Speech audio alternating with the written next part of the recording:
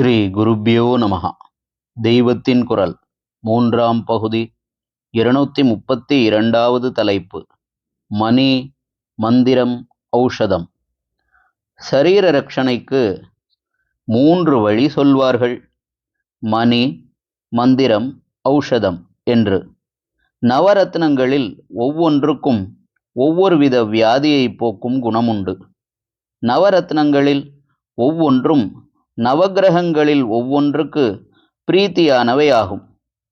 வியாதி என்பது கர்மாவால் ஏற்படுவதே என்றாலும் அந்த கர்மா ஒவ்வொரு கிரக கோளாறாக ரூபம் எடுத்து உண்டாகிறது.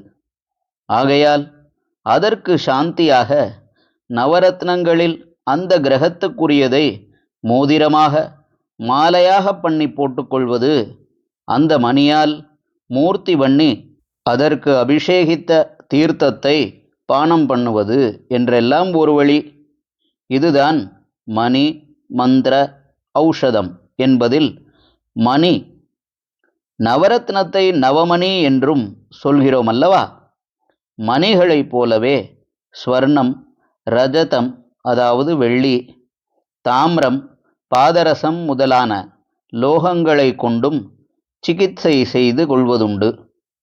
மந்திர ஜபம், ஜ்வரஹரேஸ்வரர், கம்பஹரேஸ்வரர் என்றெல்லாம் வியாதிகளை போக்கவே உள்ள மூர்த்திகளுக்குரிய மந்திரங்களை ஜபிப்பது. சூரிய நமஸ்காரம், கந்தரனுபூதி பாராயணம் முதலியவற்றால் நோயை குணப்படுத்தி கொள்வது ஆகியதான மணி, மந்திரம் என்பதில் 2வதான மந்திரம். ஔஷதம் என்பது மருந்து மூலம் குணம் செய்து கொள்ளும் மருத்துவ சாஸ்திரம். வைத்தியம் என்பது இதைத்தான். ஓஷதி என்றால் மூலிகை. அதன் அடியாக பிறந்த சொல்தான் ஔஷதம். முக்கியமாக மூலிகைகளை, அதாவது பச்சிலைகளை கொண்டே மருந்துகளை செய்வதுதான் ஆயுர்வேதம்.